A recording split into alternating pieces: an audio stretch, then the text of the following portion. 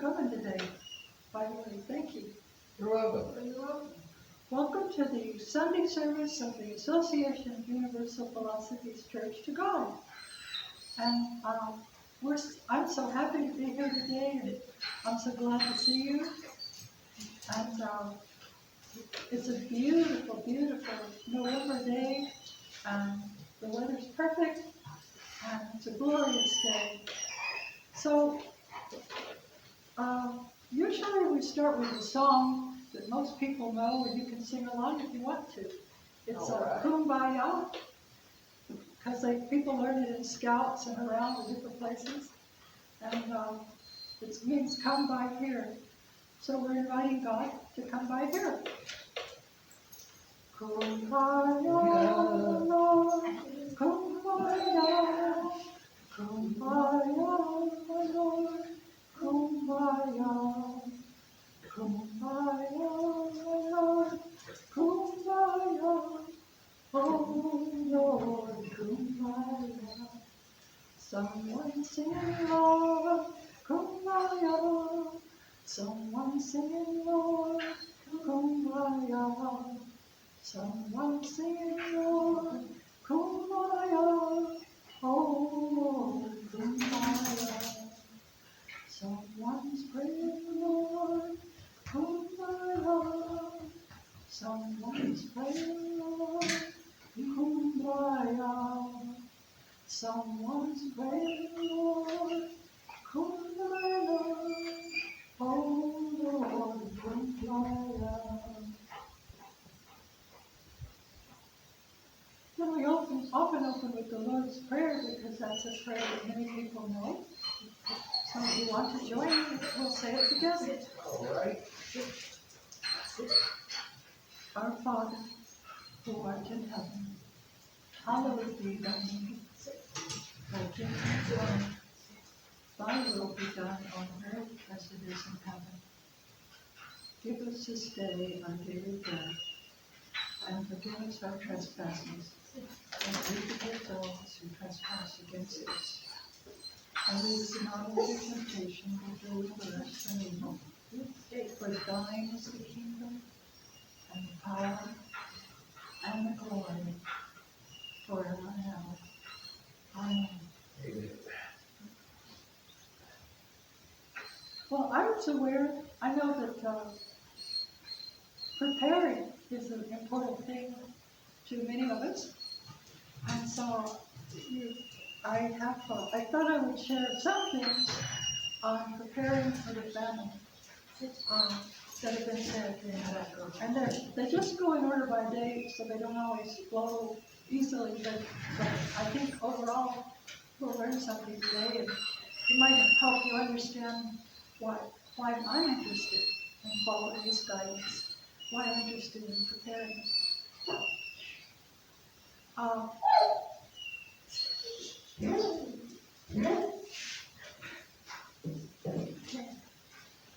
We were warned, and I'll say it in a few minutes, but we were warned about the fifth angel, when the fifth angel walks upon the earth, and it began to walk, 20 years ago, according to the spiritual messengers of God, who said these words, that pestilence and famine shall be our enemies. Well, now, if you think about it, the words are more clear than ever, because, we have COVID, and there's other things that we may not have even recognized, like AIDS, or chronic fatigue syndrome, or that may be part of a warfare against us, humanity. And famine was part of the other thing that we today are listening to and more aware of. Like, if you watch different things on the internet, different news, you hear about, the spiritual messengers of God, Adka, said it would begin with inflationary depression. We didn't even know what inflationary depression was, but I heard the term used the other day on a newscast on the internet, where the price of the money would just rise so much. It'd be such inflation that I guess was experiencing depression. So it would begin with inflationary depression. And then another sign of the famine was the coming of the red horse. Now in the Revelation chapter 6, verses 4 and 5, when Jesus opens the seals on the Lamb's Book of Life, one by one, of the first four, a rider of a horse comes out. And the rider of the second horse, it was a red horse.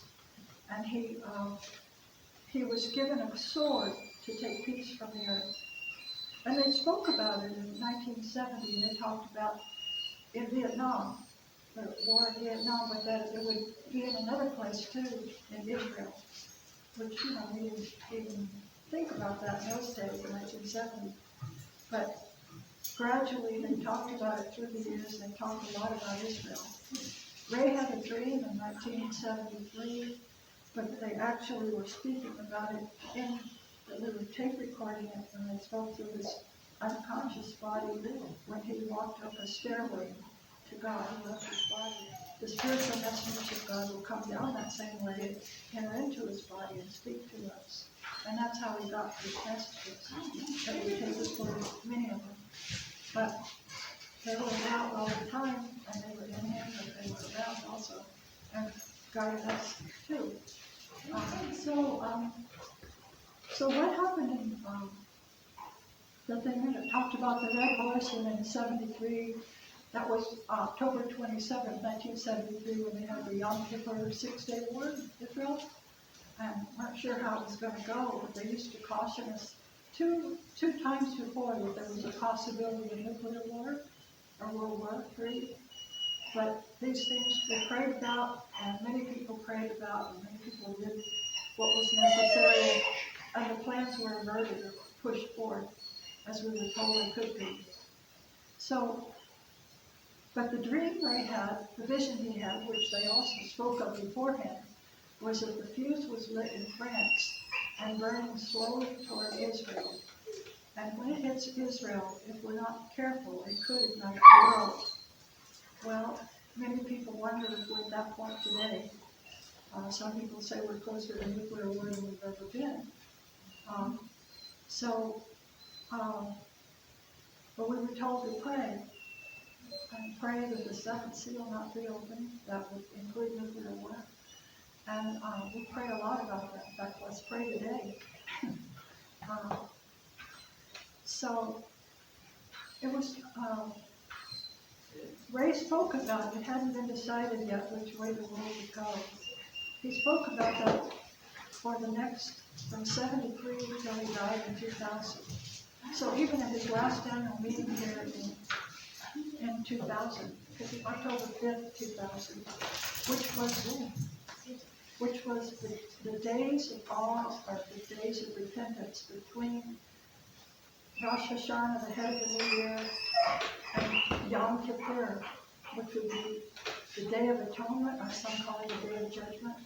He died between those days, and I wonder if it was a sign, because he certainly had the gift of prophecy.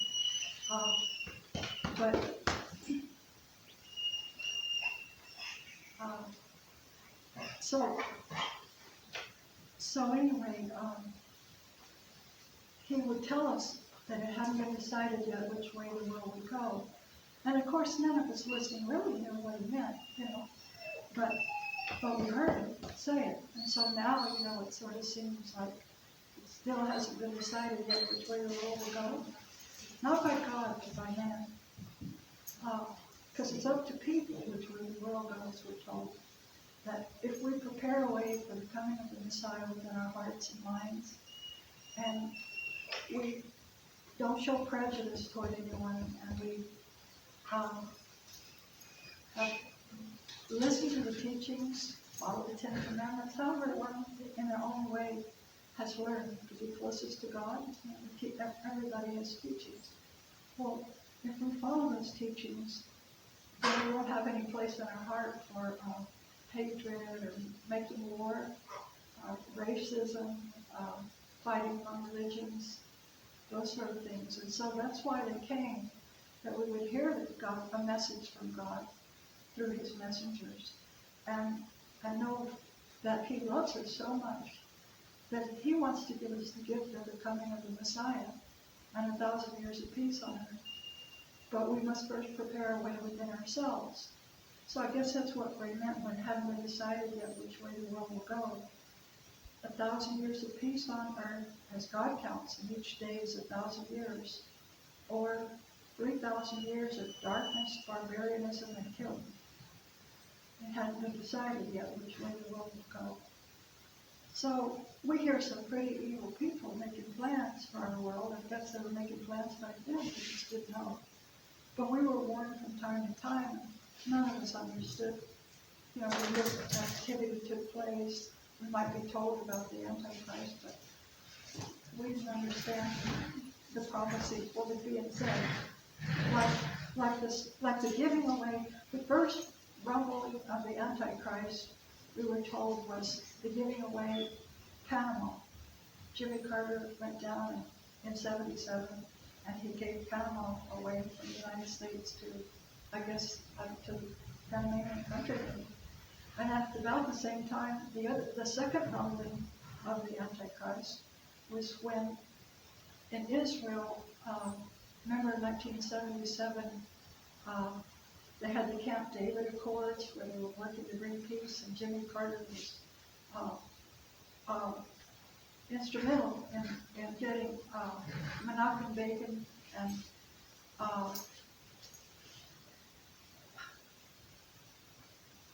Anwar Sadat together, and that led to the 1978 Israel-Egypt peace treaty. Anyway, that's the second rumblings of the Antichrist, because it wouldn't bring peace. It was just, I guess, a trick, a manipulation.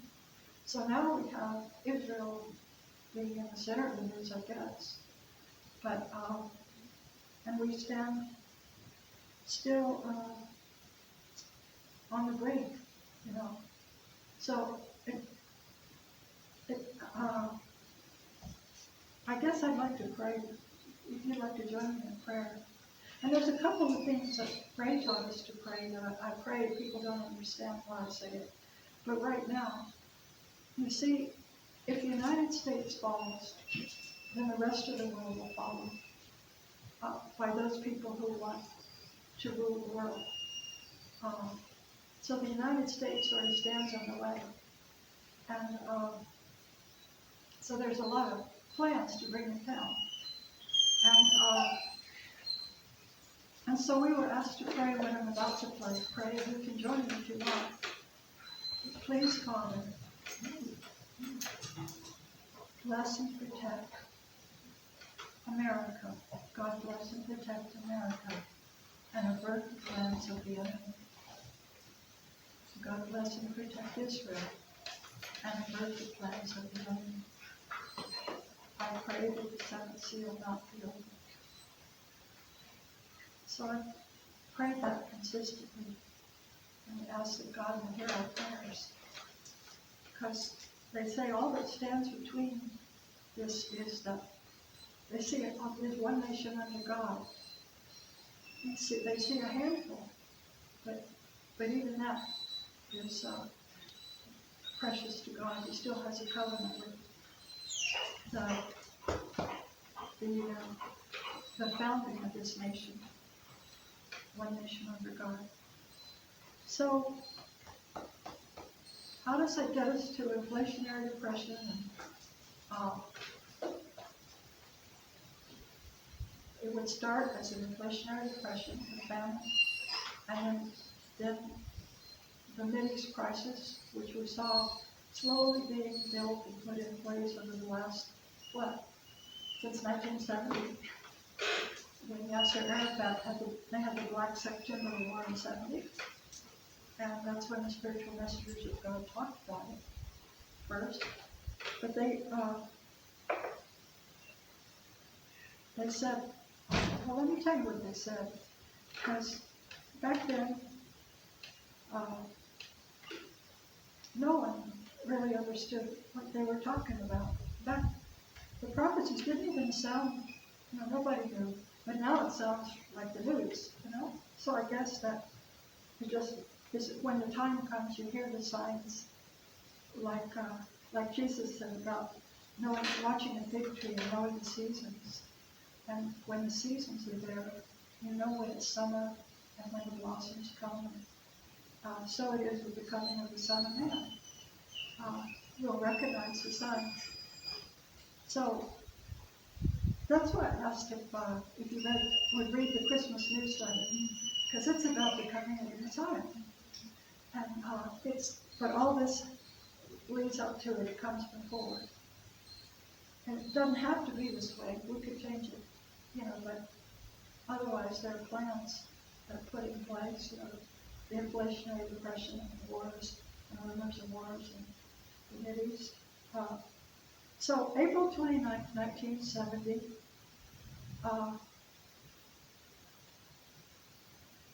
Ray had left his body and climbed up a stairway to stand with God, and the spiritual messenger should come down.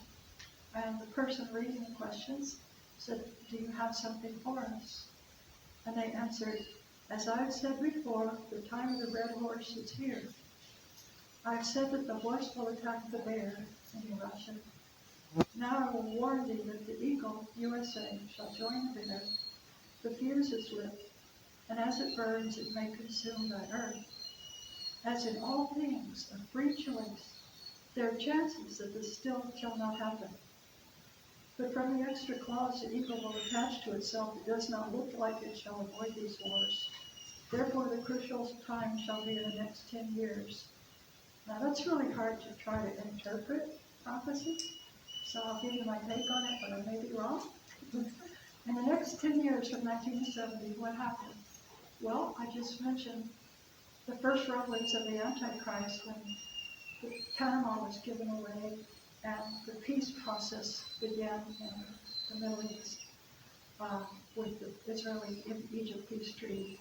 And they assassinated the Egyptian Muslim Brotherhood, assassinated Anwar Sadat in 1981 because they thought he betrayed his purpose. The Palestinian cause was to drive the Jews into the sea. And he thought by signing peace treaty and talking to them that he betrayed them. But he spoke in Arabic and said, no, he hadn't. But I guess they didn't believe him, and so they assassinated him for betraying that cause, the Palestinian cause. But so that happened shortly after. Also, another thing that happened in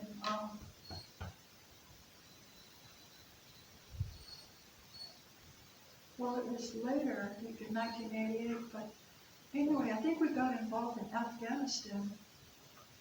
Was that around 79? It was what now? When did we get involved in Afghanistan with Bin Laden? 79, 80? Something like that, yeah. Yeah. So I don't know if they were referring to one of those things. The extra clause to me sound like treaties that the U.S. might make or agreements or something. So anyway, therefore the crucial time shall be in the next 10 years, by 1980. Prepare thy group for its coming. Prepare for the time of famine. And Rod said, the time of whom? Because, it was unthinkable back then in the United States about famine. Couldn't even hear the word. And the answer was famine. And Rod asked, phantom? Just couldn't hear it. It's just, we couldn't imagine. Nay, the time of the great famine. Famine? Yes. At a later time, instruction shall be given for the preparation for this time.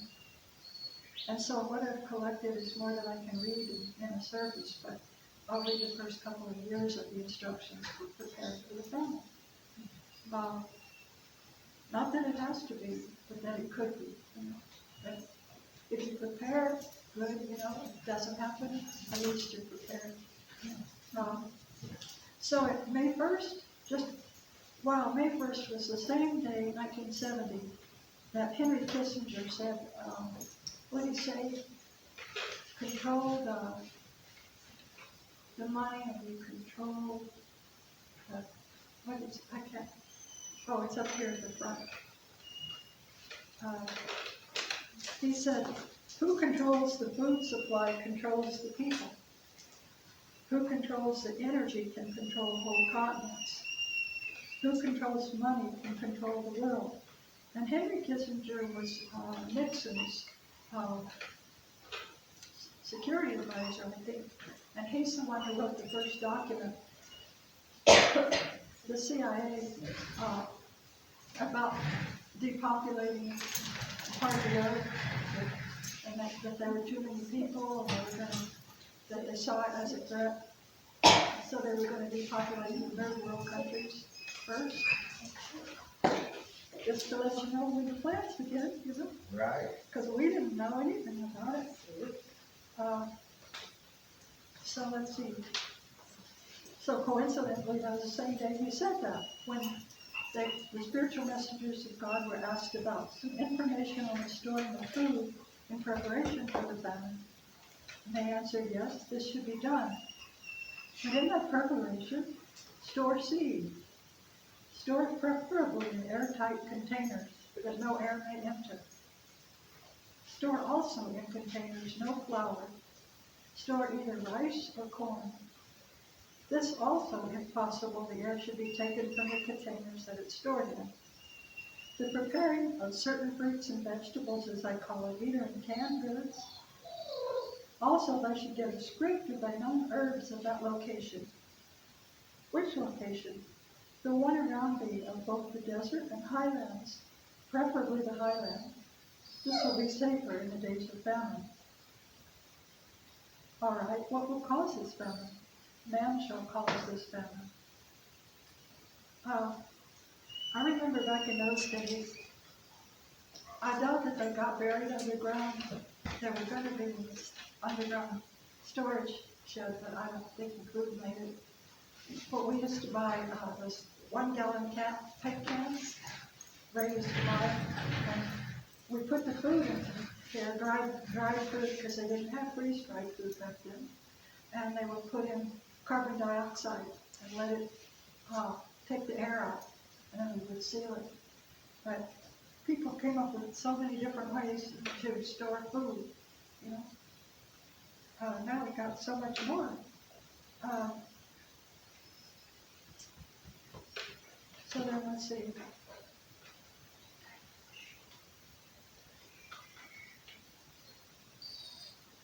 June 9th, 1970, they spoke about it again. Now we see a question in their minds of famine, of the day of famine. If what is in the mind of some men of this earth plane at this time, this famine shall be created for a short period. From the positions of the mountains, south and east of Globe, Arizona, Penelope, the worst of this shall go over you. They were in Globe at the time. They're talking about nuclear war and radiation. Store seeds of all natures. Store grain. Store as much dried and preserved fruits, vegetables as I can. Certain information has been placed in your hands at this time. This information has come from what they call the Mormon Church. They, in their own way, are preparing for this day of famine, for their prophets have told them as such. There's a question about the valley, and I'll find it sometime, quote, but they say that Cooleyville will be the dividing line. And is there a Cooleyville? I mean, there's a Cooley Road. Is Right there? there, that's Cooleyville. It's Cooleyville? Okay. A dividing line, so I guess what will come from Phoenix? And maybe the breeze of the droughts will take it up and over this area on the cloud. So if it happens, it didn't happen in 73. And again, it could have happened in 84. But everybody prayed, and that nuclear war was averted at that time too. So we can pray again and pray that it be averted. You know, it doesn't have to be.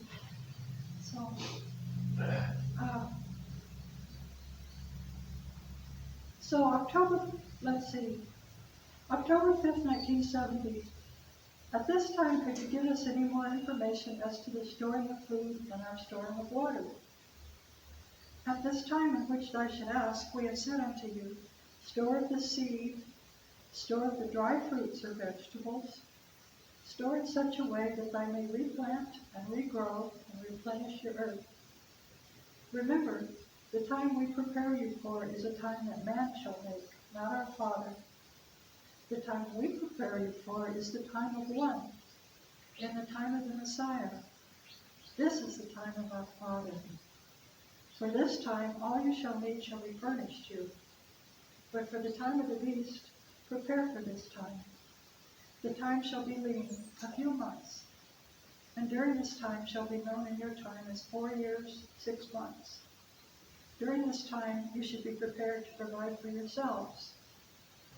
We would suggest for your seed, prepare a place in the ground which is both dark and dry. We should say the same for thy food. Prepare a place that is both dark and dry. I wonder if that's why Ray bought the storage container and buried it. Maybe so. We should try to find it sometime. All right. Without poking holes in the roof. Then we have a real problem when we get with the water. Now we should say unto the water, we have told unto thee the fashions of purifying your water. Now we should tell unto thee, keep 10 1,000-gallon containers in storage. Well, you got 2 50-gallon ones. It's a start. But you have wells here with the aquifer underneath. So that's really special. I hope I'm right. But it's not like catching rainwater off the roof. It's clean under there, at least, you know. So, and I don't know how many people they were talking about when you said 1,000 gallons of water. You've got cattle troughs around, but they might get radiation on the top. But do not do this until we tell you. And as we tell you of this, then do it at once. For the water on your earth for a short time shall be foul, and no man, beast, or animal, or the bird, or the fowl, or even that of the sea, shall be able to drink of this. Now, I don't know, I've been watching videos on how to prepare for nuclear war, and they just say that, well, I could set in increments of 5, like 5 days, 5 weeks, 5 months, it gets better and better. But they say 3. They say within a week you can come out of your shelter. Just don't, tape up the door, tape up wherever air might get in, and stay inside. And have water already there for you, and food, and then in a week, 2 weeks you can come out, but you should, have a garbage counter or throw away your clothes that you get dirt on, your shoes, don't bring it in, shower, and then in a month or 2, it should be okay to go outside. 80% of it goes away in the first day or so. So it's just that remaining 20% of stuff that blows in. It's in the dirt flowing, coming down from the sky and the dirt. So you want to not get exposed to that. But even that'll fade away. And that's why Ray planted a whole field of aloe vera over the ranch, because it was for the cattle and people, and to heal burns. They still in burns. I don't know. It'd probably be good to eat anyway for internal heating. April 30th, 1971. Now is the time to make preparations to store thy water, for thy needs shall be soon. Now is the time to store thy food, to store the seeds of all plants. Oh, can you understand of which we speak? Remember they said get a script of what grows in your area? Remember, get some books so you recognize the edible foods if you can. I've got some books.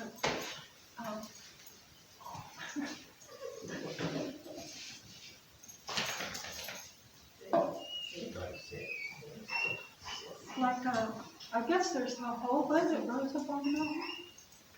Jojoba has an oil, good for you. There's the choy buds in the spring. I guess harvest would be good because you harvest it, dry it, and store it, you know. You were kindly willing to give us olives a try to see if we can learn how. That'd be great if you can. And let's see, what else do we have here? Well, the cactus will grow some fruit. Maybe you know how to do something with cactus fruit. I don't know.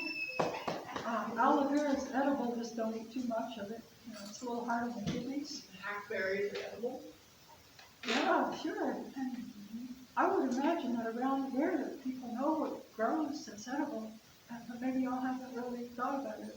At Wind Spirit, I thought y'all would have explored the whole area. Yeah, it's happened a time or two, but it's been so long ago. Okay.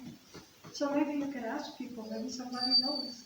Oh, there's plenty of books over there on survival skills. Maybe they could tell you like what the Indians know, like where do the bushes grow? You know, where are they? Where can I find them?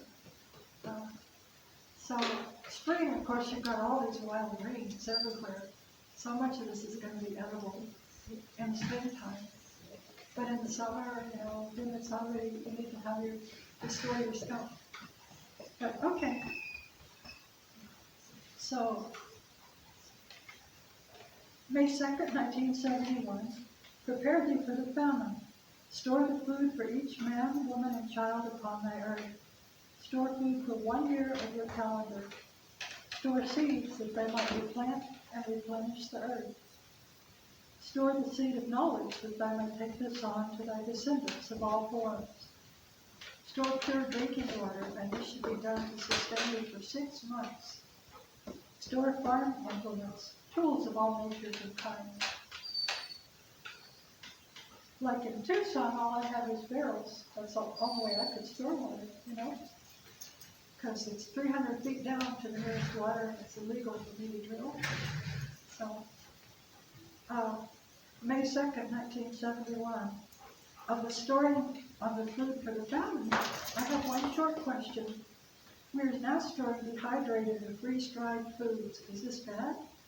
The answer is this is good. June 1871, store, as we said before, knowledge for the time of famine. We were going to build a library out there. That's what the foundation was for. June 25th, 1971, the man shall lay waste unto his land. Then we say unto thee, store thy knowledge. September 5th, 1971, store the knowledge, the seed of knowledge, that thou should not lose this time again and go backward unto what thou wert. For those who should be born in future time, they shall be of yourselves. And we should answer this question from the storing of food. And we see that they grow impatient for its need. As we have said before, if thou should go into the desert without provisions of water and food, and therefore die from lack of the same, should they blame thy Lord for this? Nay, then prepare for this time. Remember, with thy free choice, thou can change your future. But we should suggest that among thy groups I should order these provisions together, that thou may be in this proportion and have of these things. Store thy food in many places within thy group, what order of the proportions are the same as a group. But also if one should leave the group, make certain that this one should take with him provisions for his family. For the time of need of our Lord says, be patient, and pray that thou should never need of the same. Now, we had a group, but everybody went their separate ways.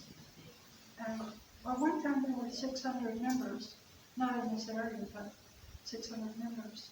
And I don't know how many were enrolled or in this area, you know, maybe 30. And so we were planning together, and we were trying to follow the guidance of working together. But as you know, people seem to have a problem working together. And it wasn't any different with these people. So everybody sort of either got old and died, or they went their separate ways. So the foods disappeared. I mean, we had some in our kitchen right here. The table's missing, but we had lots of big cans of food, and serving utensils and things. But because people came to the church rushing over, and then we've got the storage container on the ground that I don't know what Ray put in it, but right now it'd be like 50 years old and 40 years old would be too old. So, but it's still, you've already offered to share, Right. so. We got a new start. Thank you, and I've got some too, I'll put it up. I just gotta get it up here. Right. And all that stuff is like 3 years old or less, Oh, good, so it's still got a lot of store time on it. good. November 19th, 1971, and now as we said before, we shall tell you of the famine. Now is the time of the red horse.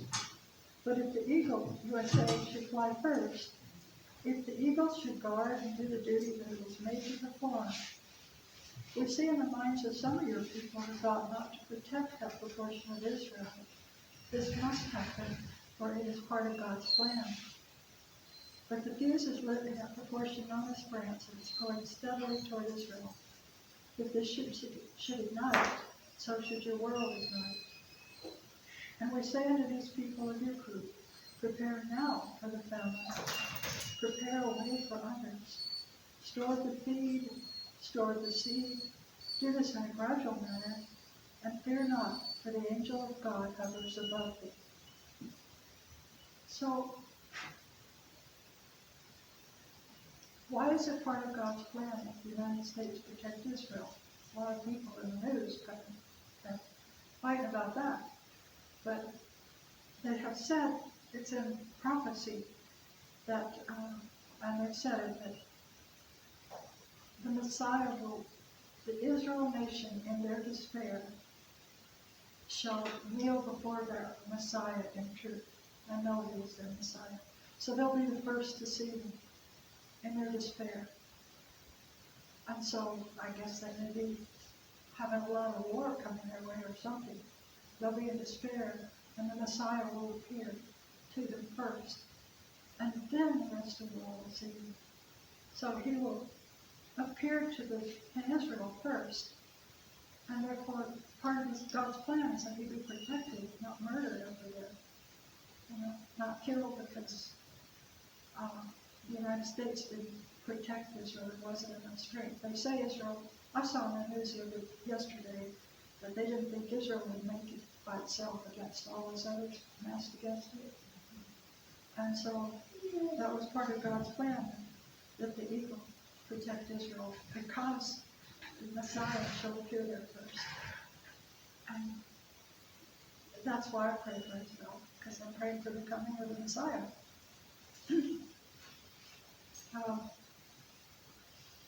It's not that any of us are great or good people or everyone's wonderful. They're not, But it's not about that. It's about the Messiah and his coming.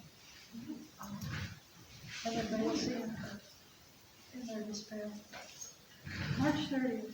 Prepare 73. Prepare for the day of famine, but do not do so in a reckless manner. Lay aside 10% of your income each month. Put this into a group fund for buying. But buy these things in a sensible manner. It's not necessary that you should build a pyramid for storing. Build yourselves a vault, placing it in a dry place. Store these things in quantity. The first of the famine shall come in a form, because your society has inflated itself, should come therefore in the form of depression. Plant food things that they can rely on to grow in your locale. You know of these. We have placed forth upon your earth an abundance of water for the cleansing of the land. Well, that was in 73. Okay? If your budget shall allow 10%, then place 5%. But do so in a sensible manner, and do so in a manner that each shall pay their own share. Rotate your stock. Take upon yourselves one task at a time and do it well, and your Father shall provide, and your storehouses shall not become empty. Put forth the effort that's needed, both in building of your spiritual selves and the building within your group. Build strength forth in unity. Plan together, but be joyful unto one another. Now is the time to grow from good soil. Lift up your hearts.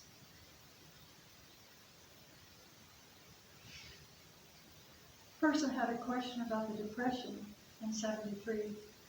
When will this come and how long will it last? They answered, who shall tell of these things? But first pick up your hoe, show us the thing. And I'll stop there because of the clock. And I thought you might like to hear a little bit of why we're preparing for famine.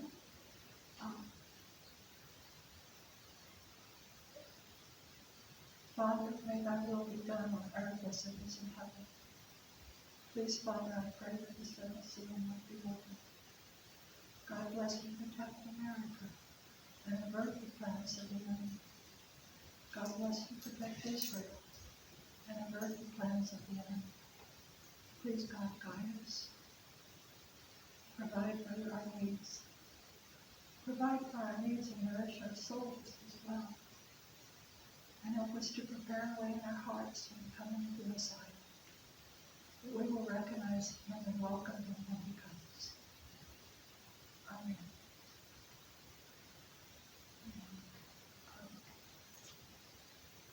Gosh, I didn't sing for you guys much. Would you like some?